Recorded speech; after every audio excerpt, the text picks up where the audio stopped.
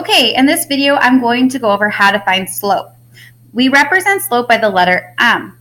And to find slope, you need 2 points. The first point you're going to label x1, y1, and the second point you'll label x2, y2. And you're going to plug those coordinate points into a formula, y2 minus y1 over x2 minus x1. So let me go through some examples. A line passing through 7, negative 12, and 7, 4. So it doesn't matter which point you label as your first and which one you label as your second, you'll still get the same slope. I'm going to label this one x1, y1, and I'll label this one x2, y2. I'll write down my slope formula.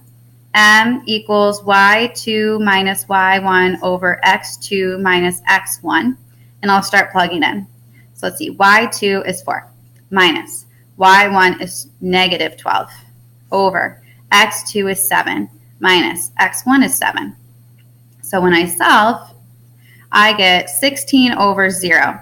Now, you cannot divide by 0. So the slope here is undefined, which I'm going to abbreviate as undef.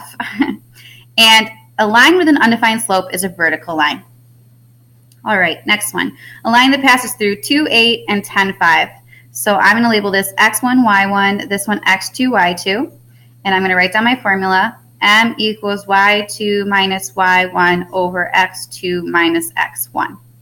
So let's see, y2 is 5 minus y1 is 8 over x2 is 10 minus x1 is 2, and I get negative 3 over 8. So my slope is negative 3 over 8, which means that since it's a negative slope, my line is going to go up and to the left. All right, and lastly, when you are given a graph, you need to come up with the points yourself. So look at where the graph intersects the crosshairs of the coordinate plane. So I'll pick this point right here, and I'll label it 0, negative 2. And then maybe I'll pick this point right here, and I'll label it 2, negative 3. I'll make this my first point, x1, y1. This is my second point, x2, y2. And I'll write down my formula, y2 minus y1 over x2 minus x1 equals, let's see, negative 3 minus negative 2 over 2 minus 0.